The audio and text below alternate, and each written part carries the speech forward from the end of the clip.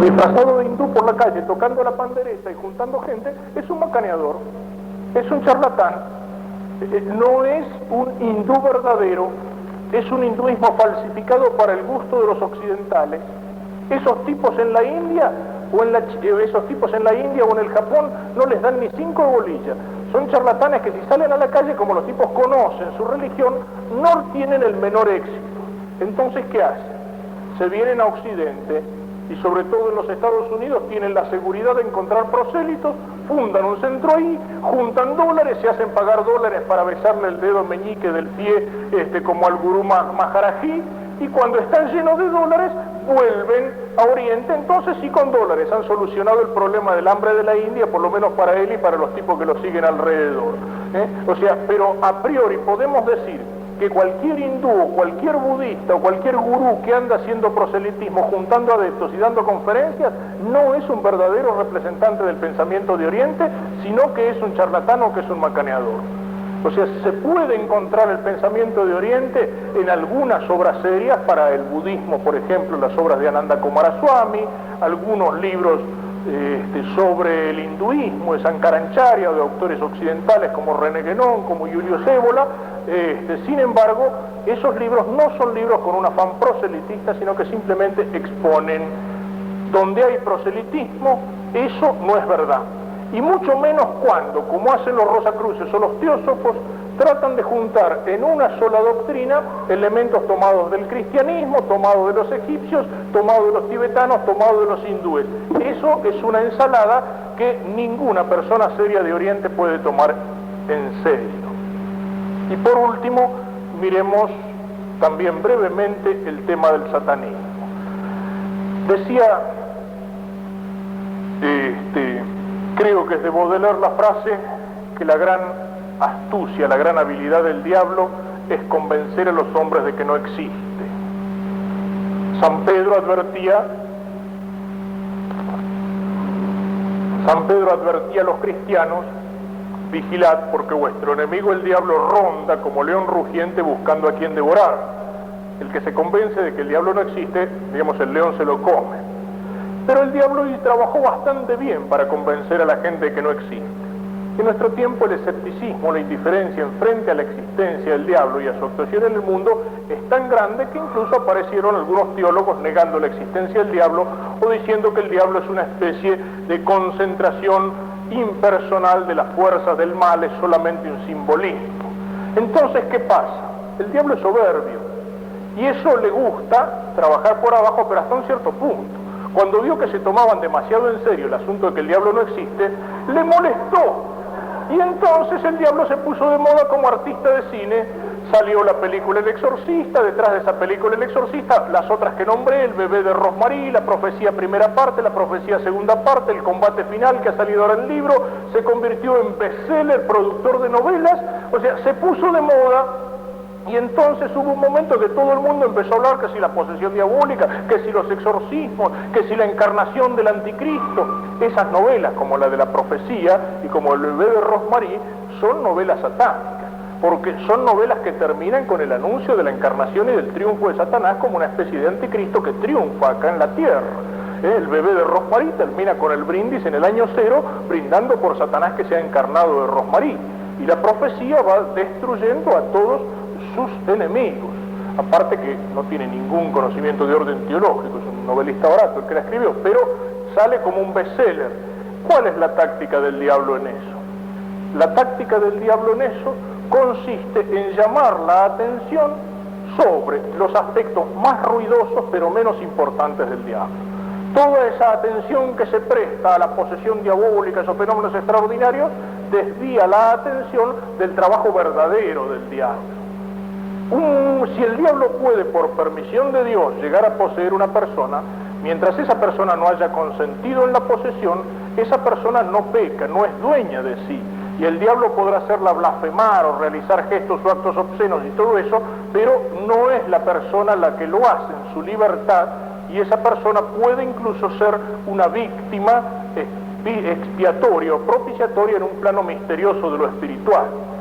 Pero eso llama la atención. Y sin embargo es mucho peor que es un alma en pecado mortal, porque ahí sí el pecado hace esclavo del demonio, dice San Juan, y eso no hace ruido. O sea, el trabajo del diablo está en hacer ruido por lo menos importante y por lo más extraordinario, como es el caso de posesión, para que la gente se olvide de su trabajo ordinario, que es el trabajo de todos los días en arrancar las almas de Dios y en meter las almas en el pecado. Eso, sin embargo, tiene otra cara oculta. El satanismo se presenta en nuestro tiempo, se presenta también con sus sectas y con sus cultos. Existen sectas satanistas en distintas partes del mundo. En Estados Unidos existe una iglesia de Satanás oficialmente reconocida, cuya cabeza es un ex actor de cine húngaro, Anton LaVey. Fue famosa en Europa en la década del 40, sobre todo la iglesia de Satanás, de Aleister Crowley. Existen diversos grupos, señalaba que en París existen 7. Yo he detectado uno en Buenos Aires, en el cual figuraban 2 o 3 nombres de cierto conocimiento, digamos de cierta fama en niveles universitarios. Entre esos grupos satanistas existen grupos que más que satanistas son grupos de tipo orgiástico. Trabajan las misas negras, las orgías, la droga, el uso del sexo. Hay grupos que preparan o que introducen a la gente hacia eso. Algunos de estos grupos pseudo-orientales que producen como una especie de captación psicológica de la gente, que los meten por el camino de la droga, grupos como fue hace algunos años, que hizo mucho ruido el de los caballeros de la Orden del Fuego, y algunos de esos grupos esotéricos preparan hacia los grupos satanistas. Se entra en esos grupos sobre todo por lo orgiástico, y grupos que ponen el satanismo más en eso, en la misa negra, en la profanación, en el sacrilegio y en la orgía de tipo sexual. Y después existen grupos luciferinos donde la cosa se manifiesta menos hacia afuera, es una adoración satánica de tipo más intelectual. Eso se expresa de alguna manera en las obras de Anton LaVey, la Biblia satánica, el diccionario de Satanás y en otras obras de ese tipo. Sin embargo, decíamos, eso es lo que hace más ruido, el trabajo del diablo, el trabajo que no aparece, el trabajo silencioso es el de llevar a los hombres hacia el pecado y hacerlos apartar de Dios. Cuidado cuando la curiosidad por lo satánico nos aparta de tener atención a ese trabajo. Y podemos, como para redondear esto que decíamos que tiene mucho de advertencia, señalar un aspecto del artículo que les decía, que habla sobre los peligros del ocultismo en general. No nos hemos metido a estudiar estos temas por simple curiosidad, tendríamos que ser masoquistas para eso. La literatura ocultista resulta insoportable y en su lectura muchas veces es un verdadero martirio por la inteligencia, ya sea por el simplismo de algunas de esas obras, ya por el estilo oscuro que confunde la sabiduría de lo profundo con lo oscuro. No nos interesa una exposición puramente científica, sino una urgencia pastoral. René Guénon, no católico, pero uno de los mejores conocedores de todos estos ambientes, una vez que se le acercaron a preguntarle qué opina de Gurdjieff, un gran mago que hizo fama en Francia durante mucho tiempo, en ambientes mágicos y ocultistas, ¿qué opina de los discípulos de Gurdjieff? Y Guénon contestó, huya de ellos como de la peste. Es la mejor frase que se puede dar en frente a todo este tipo de agrupaciones. Si señalamos los peligros que tiene la práctica del ocultismo, en el orden sobrenatural aparece claro. El católico tiene en la palabra de Dios la luz que le señala el camino hacia la verdadera trascendencia, y en la gracia de Dios tiene la fuerza para recorrer el camino. Ponerse a buscar esto en otra parte, por lo menos es inútil, y con facilidad es peligroso. La curiosidad que acerca a muchos al ocultismo ya la comparamos con la droga. Nada se pierde con probar una vez. Falta,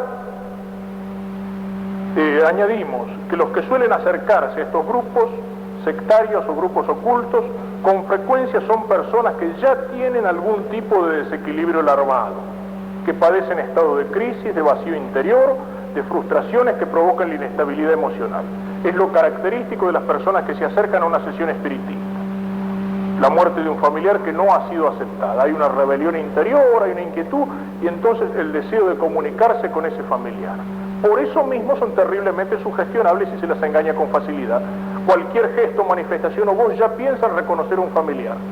Hay un caso clásico en Francia donde dos médicos que asistieron a una sesión espiritista descubrieron el fraude del medio y lo denunciaron y lo pusieron en evidencia. Y toda la gente que asistía a la sesión los corrió a los médicos y trató de golpearlos.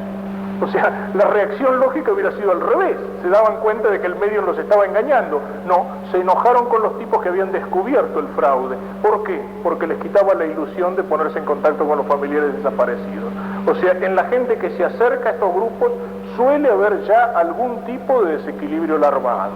Esto favorece que las sectas con mucha facilidad se apoderen de ellos, les hacen entregar la fortuna.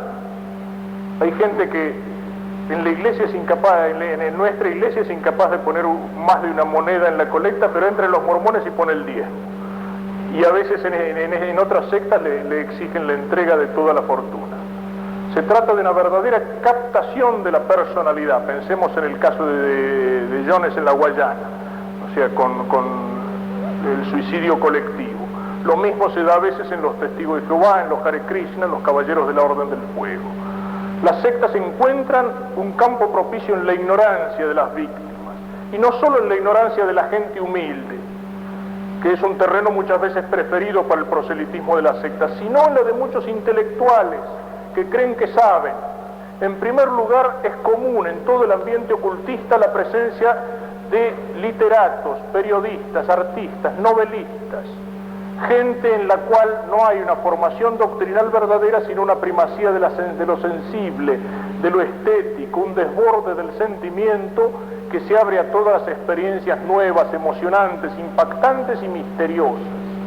Pero incluso muchos científicos, señala el autor citado René Guénon, que no hay nada más ingenuo y desprovisto de todo medio de defensa que ciertos sabios, cuando se los saca de su esfera habitual, ya que la ciencia ordinaria es absolutamente impotente para ofrecer en este terreno la menor dirección doctrinal. Podemos citar literatos que han sido espiritistas o que han tenido contacto con el ocultismo, tomados hacia el azar: Víctor Hugo, Conan Doyle, el inventor de Sherlock Holmes, Hermann Hesse, su libro Siddhartha, Aldous Huxley, Huysman, René Daumal, Catherine Mansi, el que murió de eso, René Barjavel, cuyas novelas andan por todas nuestras librerías, Arthur Koestler, antiguo marxista, científicos como Olivier Lodge, Charles Richet, el físico William Crookes, Sellner, psicólogo, Cesare Lombroso, psicólogo, Shelley, médico, Sherren Noxin, parapsicólogo, Bennett, físico atómico, científicos que han sido captados por ambientes ocultistas o por ambientes espiritistas. Los problemas psíquicos no se dan solamente entre las víctimas, sino también entre los victimarios. Los medios espiritistas, muchos de los profetas, los grandes bonetes del ocultismo, fundadores de sectas, se reclutan no solo entre vividores o delincuentes, sino también en el campo de la patología mental. Mitómanos, histéricos, paranoicos, esquizoides y toda forma de disgregados. Citemos a Mary Becker, fundadora de la Iglesia Científica Cristiana, caso de alteración mental; Joe Smith, el fundador de los mormones; Rux, la reencarnación de Cristo en Montfabet, en Francia; los satanistas Crowley y LaVey, que he mencionado antes. Podemos resumir el tipo de peligro siguiendo fundamentalmente a este libro, Ocultismo y Cura de Almas, escrito por un médico pastor protestante, Kurt Koch. Con algunas reservas, tiene muchas observaciones interesantes y advertencias buenas.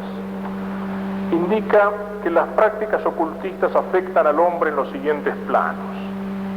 En el carácter producen un aumento agudo y pertinaz de los afectos, o sea, hipersensibilidad, que se manifiesta en accesos de ira, susceptibilidad explosiva y sexualidad aumentada, es decir, un desborde incontrolado de las pasiones. El doctor Koch saca esta experiencia. Es un hombre que ha viajado por más de 100 países como misionero protestante y como médico, dando conferencias sobre estos temas, y tiene fichados cerca de 20.000 casos, de los cuales resume las principales consecuencias. En el plano de la patología psíquica se producen alucinaciones, estados melancólicos depresivos, apatía, pérdida de ganas de vivir, tendencia compulsiva al suicidio. Otros síntomas son pensamientos hipnóticos, obsesiones, disgregaciones y desdoblamientos de personalidad que pueden llegar hasta la locura completa. Existió un caso famoso en Buenos Aires, un doctor García Mansilla, de una gran carrera diplomática y profesional, que se ordenó sacerdote católico a los 82 años de edad, después de haber quedado viudo. Fue muy famoso a causa de su ordenación. El padre García Mansilla contaba que en su juventud había practicado el espiritismo durante algún tiempo y abandonó el espiritismo porque una vez que entraba a su casa se vio venir él a su encuentro, o sea, como en un desdoblamiento físico, digamos. Eso le causó tal impresión que fue el motivo por el cual abandonó el espiritismo, o sea, un desdoblamiento incontrolado. Respecto de las obsesiones y posesiones, el autor afirma que en muchos casos se puede llegar hasta la acción demoníaca. No es la primera explicación que hay que dar, pero donde existe una personalidad desdoblada o disgregada, con facilidad hay una grieta por donde puede penetrar el influjo de lo sobrenatural. Este tema lo trabaja con los estudios médicos y psicológicos de 3 autores alemanes. En la vida espiritual y religiosa, las prácticas ocultistas llevan a la pérdida de la fe y producen estados que se caracterizan por la animosidad contra Dios y contra Cristo, desgano hacia la palabra de Dios y la oración, pensamientos blasfemos, piedad simulada y locura religiosa. Es frecuente encontrarlo en gente que se ha acercado a estos grupos y que incluso después de abandonar esos grupos no puede llegar a recuperar la fe, le queda como un rechazo, como una repulsa de lo religioso, incluso como un odio de lo religioso. El desarrollo de facultades mediales, o sea, mediúmnicas, que están emparentadas con el desdoblamiento de personalidad, así como fenómenos paranormales, pueden, según la experiencia del autor, afectar no solamente a la persona que practica elementos de brujería, sesiones espiritistas, prácticas mágicas, etcétera, sino que pueden afectar a los descendientes del sujeto hasta la 3ª y 4ª generación, así como a los lugares, casas o establecimientos donde se realizan las prácticas ocultistas. En muchos lugares una casa donde se han realizado sesiones espiritistas, sesiones satánicas, o diversas formas de ocultismo, esa casa queda afectada y en muchos casos son las casas donde se producen después esos fenómenos que se llaman poltergeist o casas embrujadas. ¿De qué manera se explica esto? El doctor Koch trata de explicar las consecuencias hereditarias siguiendo a Jung y a Brauchler, quienes diferencian 3 esferas del subconsciente. La esfera alta es el subconsciente personal o individual, donde se guardan toda clase de recuerdos de la niñez. Lo olvidado o rechazado se encuentra allí. La esfera media del subconsciente contiene la herencia de la familia, del pueblo y de la raza, donde entran